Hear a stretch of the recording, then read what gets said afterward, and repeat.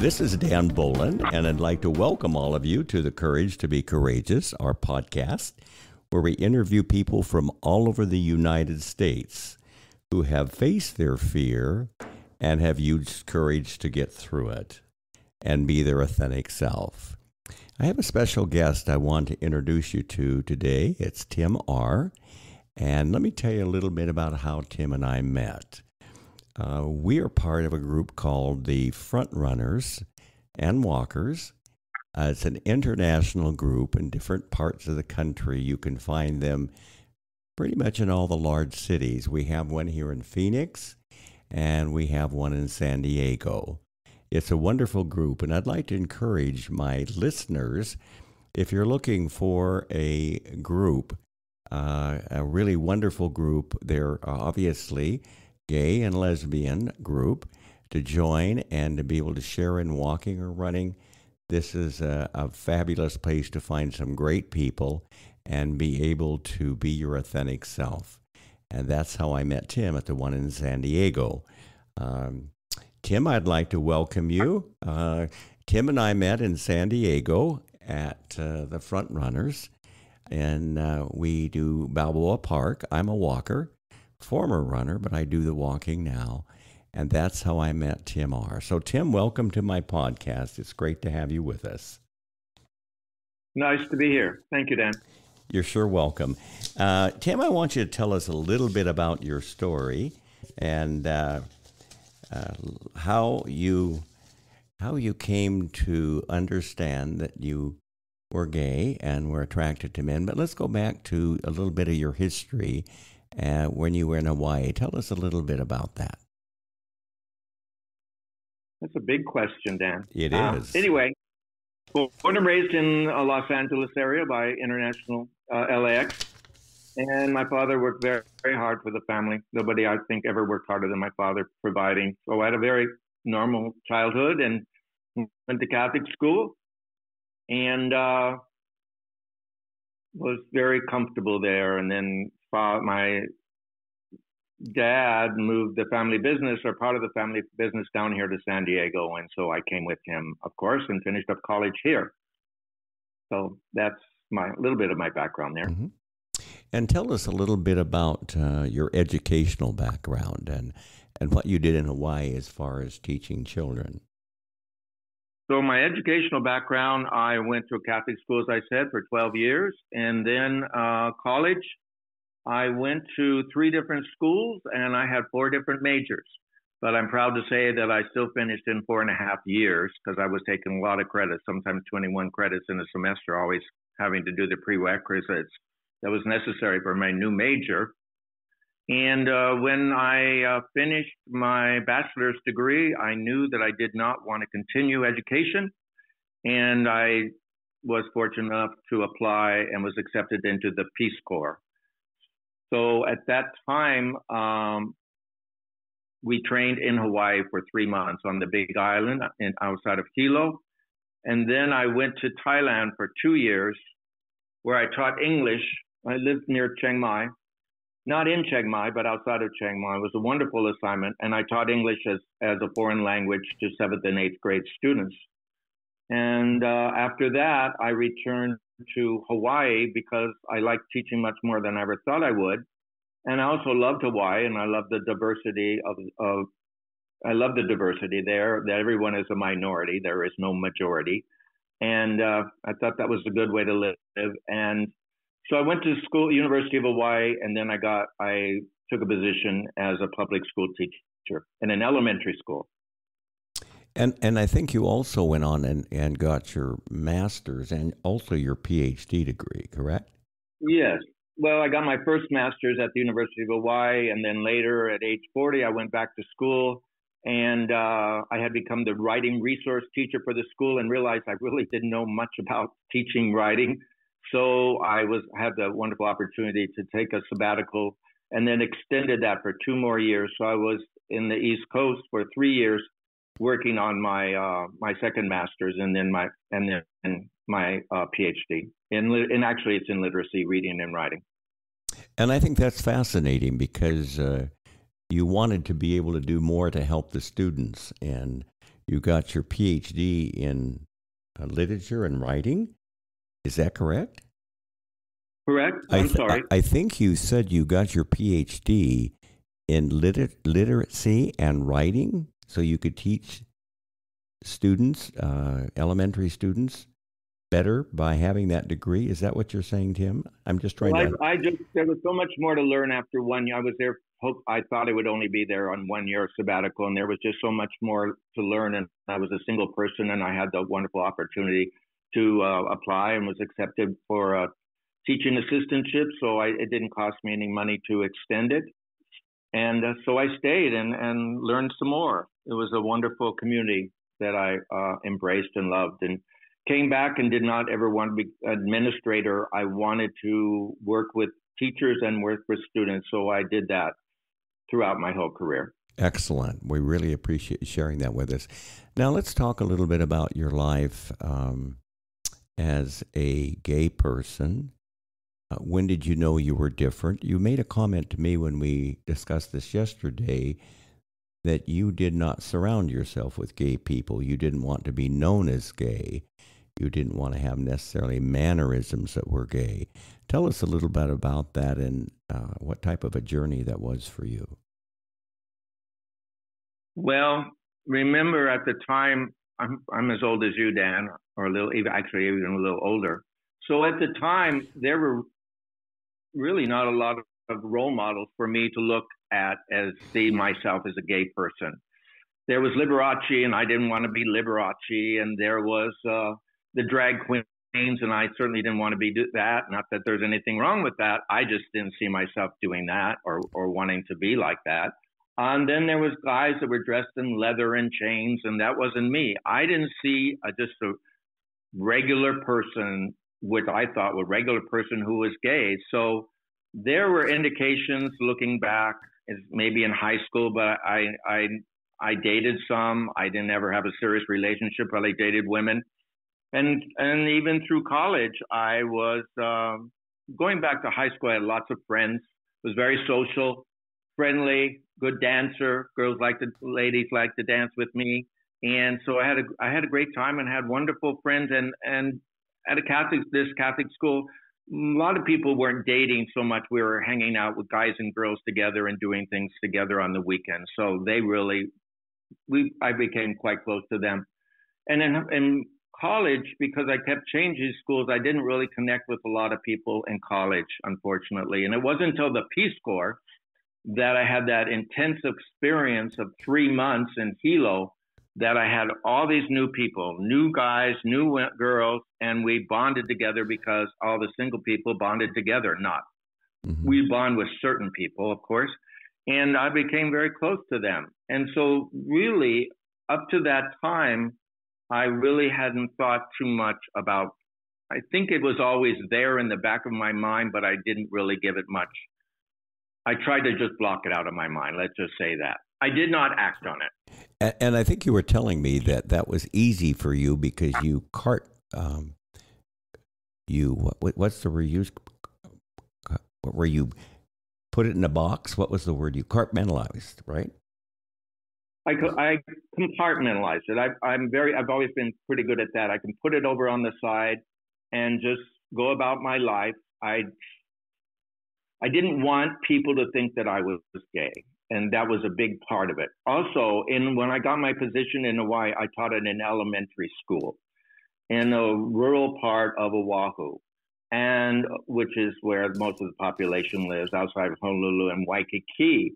And being an elementary teacher, a male elementary teacher that was gay, was not going to be a good fit. And so it scared me. So I just kind of put it out of my mind. I went about my life. I met new friends. I had a lot of great new friends, teacher friends, other kind of friends, and enjoyed myself. But I started dating women, and I like to say the plumbing always works. So I said, well, I don't think I'm gay because, I can still perform sexually, and the women enjoyed it. I enjoyed it. And I didn't have a lot of relationships, but I did have some relationships, and they were lovely people. And I was quite happy to be that. But in the back of my mind, I always, but again, I will emphasize, I didn't see myself out there as, nowadays you see all kinds of people say that guy's gay. You never think he was gay, because me, in my mind, they had to be more effeminate or more kind of outrageous, and I wasn't. I didn't want to be that, so I always just kind of hid it away. And also, up to 1973, to be gay was considered a mental disorder. That is and correct. I did not want to have a mental disorder. I just want, like most people, you want to just be regular. You don't want to have someone have to come and fix you. And it was a very, very rough time. Mm-hmm.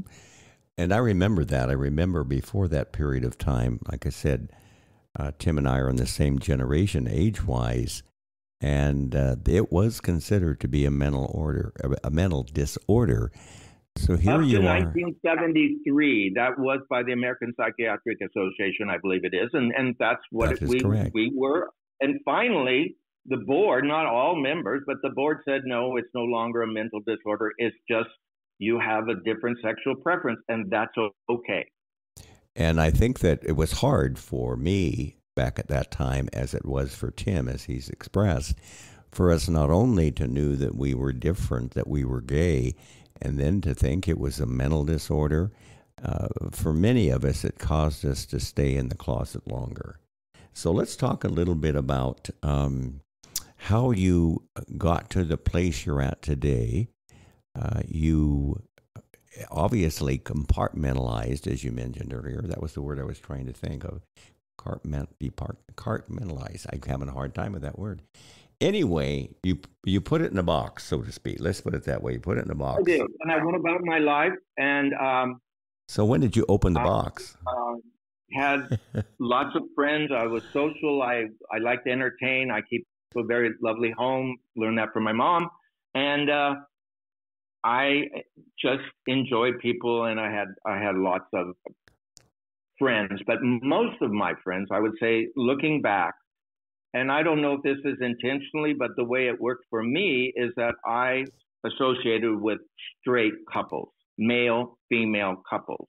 They became my closest friends. I did not have a lot. I had some single friends, but none that I knew that were gay at all, zero. But most of my friends were heterosexual couples. I understand that. So let's tell our audience here how you eventually, I guess we'd say, opened the box, because you put it in the box.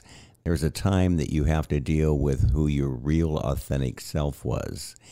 And I think a lot of it, Tim, you and I talked yesterday, I think a lot of it had to do with a lot of shame on your part. Would that be a fair statement?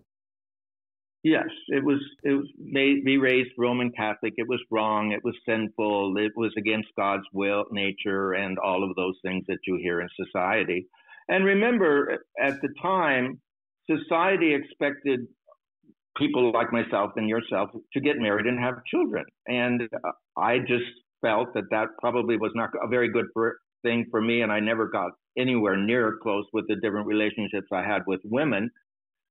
So it wasn't until my late 30s that I had my first sexual encounter with another man. And he was a teacher, not at my school, but another school, and he was married and had a child. And he pursued me much more than I pursued him. But we got together. It did not last that long. And I felt tremendous guilt from it. I just said, and it really wasn't that very pleasurable with being with him, having sex with this guy.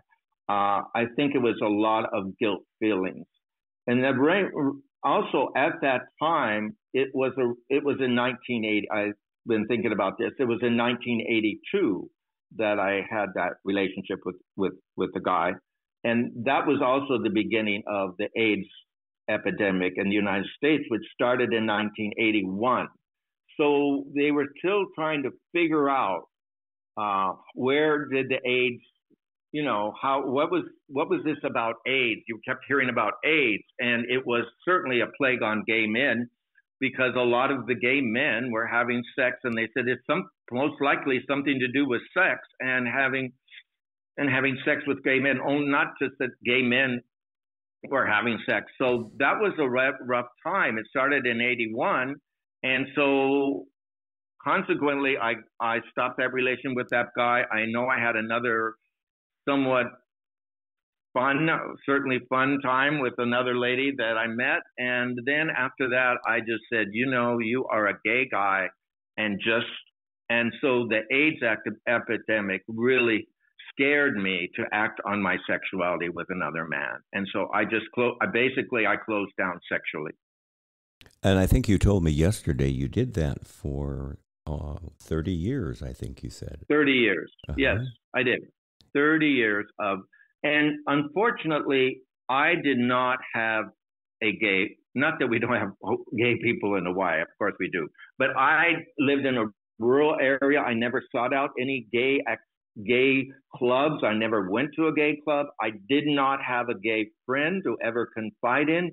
I never told any of my friends that I was gay. So I just put it aside and went about my life. And I had a very pleasant life. I'm pretty successful and enjoyed my job and had other interests and was an avid runner for 20 years and multiple marathons and all of that. But I just put it aside. I just put it aside, the sex.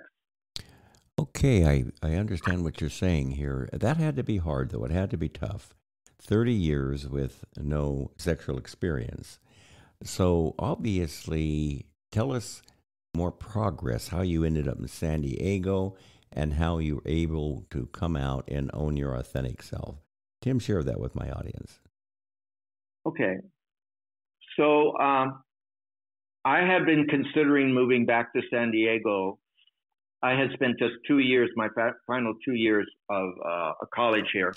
And I often came to visit. My parents lived quite a long life. And so I would often, being a teacher, I had time off in the summers at Christmas. And I would come to visit them. And I had a sister and a brother who lived in San Diego and cousins, and they had children and grandchildren. And I thought to myself, where do I want to spend the final years of my life, and also maybe the next chapter of my life rather than the final years of my life. I had seen a lot of people in Hawaii move back to what we call the mainland when it was their end of life, to be with their children or their grandchildren. I said, I don't want that to be me. I would rather to move on to the next chapter and see what that holds. And so I came to San Diego and worked with a realtor and was looking for a place to stay in the San Diego area. And I found this lovely condo that I live in now, and unfortunately was able to afford it because I had been living below my means for a while and been saving some of my money.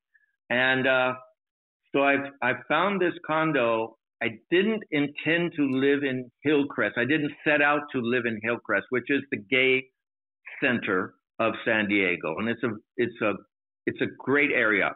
But when I found this condo, I said, this makes total sense. Instead of worrying, so much of my life, I worried that people would think I was gay. It was always kind of in the back of my mind. I hope they don't think I was gay.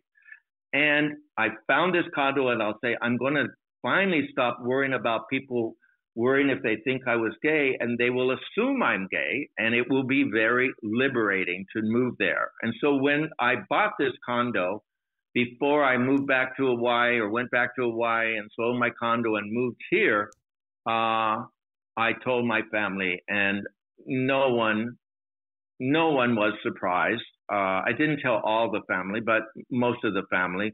And my sister has always been very supportive, and she was happy that I finally told her, because she gave hints for me to tell her along the way, but I would just kind of block that off and change the subject, and it's a longer story. But anyway, my mom and my sister, after I unfortunately never came out to my mom, and we were very close. But later, I asked my sister if they had talked about it. That meaning my mom and my sister, and she said they had, and mom didn't have any problem with it. And I remember an incident when my mom was still alive, and my mom loved to play golf, and my mom's golf friends, two ladies came, and my sister said, "Mom, you know your friends are gay," and my mom said, I don't care. I like them. They're my friends. And so that is what I hold on to. And that is always, it's meant a lot to me that she said that. I don't care. I like them. They're my friends. And I knew both of these ladies, and they were lovely people, and I got to know them a little bit. One actually moved to Hawaii, and my mom, when she came to visit me, we went and saw her after she had moved back to Hawaii after her partner died. So, it was a journey. But it was time. It was 70 years, and I had held this all in, and I said, I have got to live my truth and be my authentic self. And it did not happen until I moved back here when I was about 70 years old. And I think what all of us went through is we have our internal homophobia. And until we get real with ourselves and accept ourselves as a gay man that was born a gay man, and accept ourselves and love ourselves, we can't give that extension of love to someone else until we love ourselves first. And I think I can so much. That's what RuPaul says, right? You can't love you can't love anybody else until you love yourself. So I think there's a lot of truth in all. I totally believe that. I think both Tim and I went through a very similar generation. I mean, we both held it in. I came out as gay when I was 70, and you came out even though you knew you were. You didn't come out immediately. Neither one of us did. But I have a sense of peace and happiness I've never had. So let's tell us a little more, Tim, of how you were able to be your authentic self. You had to learn to love yourself at that time. Tell me how that happened for you and what you learned from that experience. Well, I believe that front runners really helped me, and tremendously helped me. I live in a condominium, and probably half of the people here are maybe there's 70 condos here, and half the people are gay. And I had a few gay friends here, and straight friends also, some great straight friends that live in this condo. But the front runners, and I did not join the front runners right away, even though there was one person who the first person I ever came out to, who was a front runner, and I was visiting with her in the San Diego area, and we went on a Saturday morning at 8 o'clock in Balboa Park. So I knew that it existed. I wasn't out to her at the time, so I knew of this organization. And I'm not avid I used to run, but now I walk. And when I went to the park, I would go by there on a Saturday morning and literally walk by there. I wasn't driving. I was walking by, and they were gathering at 8 o'clock every Saturday, as they do. And I said, I need to go and join that group. That would be good for me. But it took me several months.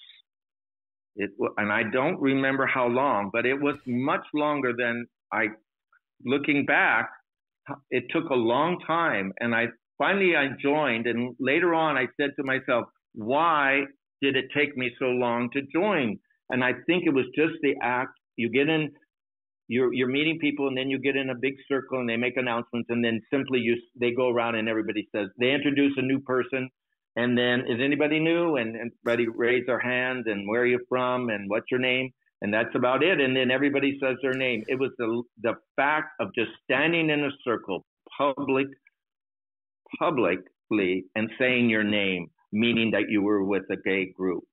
And so I had a lot. Even though I said I'm going to be liberated, it took a while to be liberated. It was a journey, and I had to feel better about myself.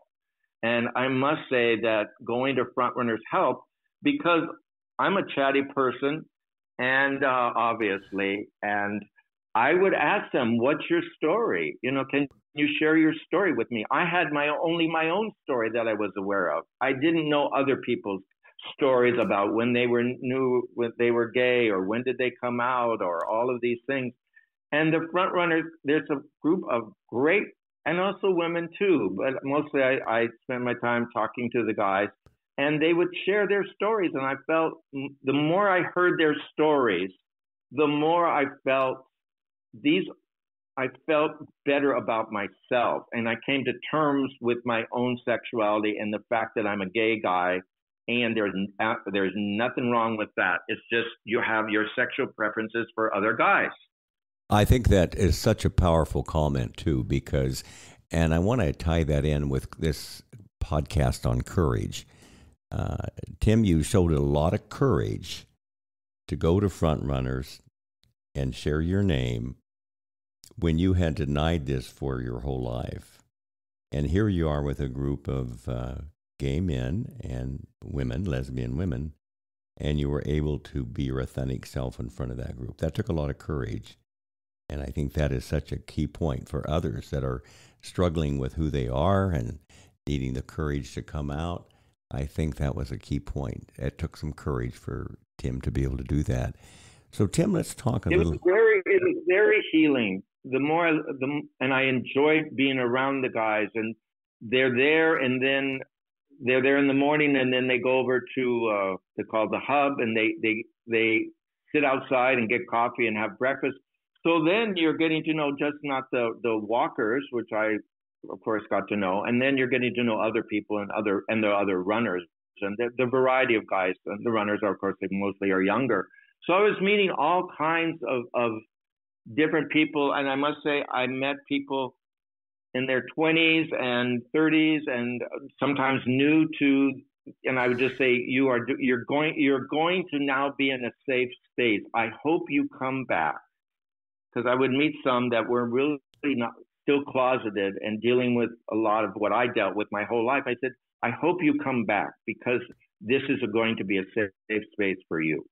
And I encouraged them to come back and told them a little of my story. I said, I just come back, and you'll find your friends, and you'll enjoy it. And it's a healthy thing. You're either going to walk in or you run, and then you're going to chat with people. And I think that's such a comment that I found that I can echo what Tim is saying.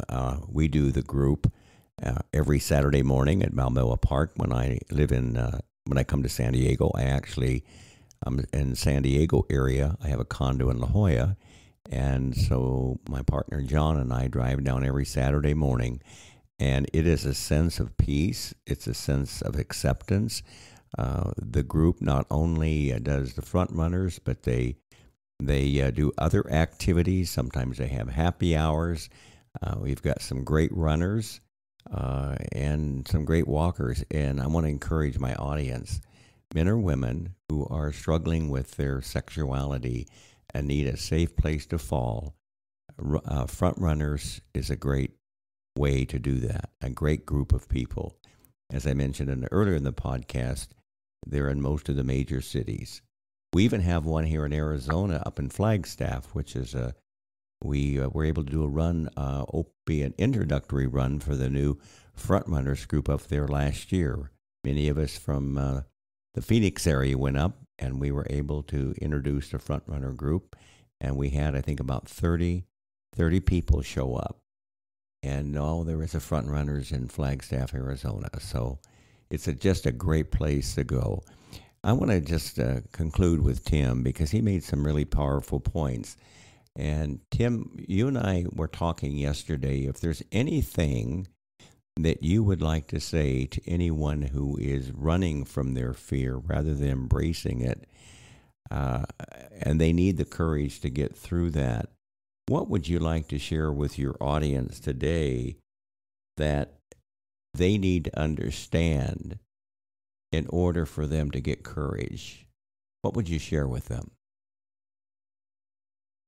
Well, I've thought about this some more since we talked a little bit yesterday, Dan, and I would like to share that being gay is not a choice. That is correct. Being gay is not a choice. And you can wish it away.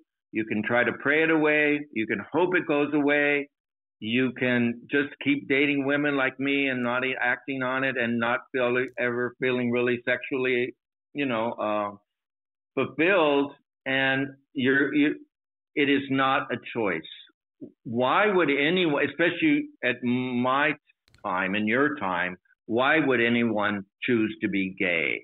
They would not, because you could be ostracized by society and your family and terrible things happen. It's so much better now than it ever was before. But still, everyone that is gay has to come to terms with it within themselves in high school or 20s or 30s, or keep denying it. From the front runners, I learned that everybody had a different story, and everybody accepted their being gay, sometimes quite early, sometimes 30 years old, 40 years old, sometimes after two marriages to women. It is not a choice. And so that to another gay person, if I could just say, you don't have, it's okay. You just have a different sexual preference. And for any parent that is listening, your child does not choose to be gay. Your child is gay because he is gay. You didn't make him gay. Nobody else made him gay. It's just that's the way he's wired. Wow, that's a powerful statement, Tim. I agree with you 100% on that as well. And let's ask you about your life today. Are you at peace, and are you happy, Tim? Yes, I'm finally at peace. I like myself, and I like my friends, and I love being around. I still have my family here and other friends, of course, but I particularly enjoy being around other gay people because I could just totally always be myself. I'm kind of sometimes new to the gay world, even though I'm 70 years old, and all these guys have had so much more experience than me. So I'm still learning to just be in the gay world, go to the clubs, have a good time, have lots of gay friends, as I said, and I am at peace, and I still have more to learn. I have been in some relationships, and I'm still looking for the right guy, but it has been very healing to move here to San Diego and be part of the gay community. Thank you so much, Tim. We really appreciate those comments that you made and the journey that you had. I really relate because our journeys are very similar. And I want to thank you, Tim, for doing this podcast with me. We will look forward to seeing you in May. That's when I come to San Diego, La Jolla. And I'll be back with the Frontrunners group. And I want to see you and give you a big hug.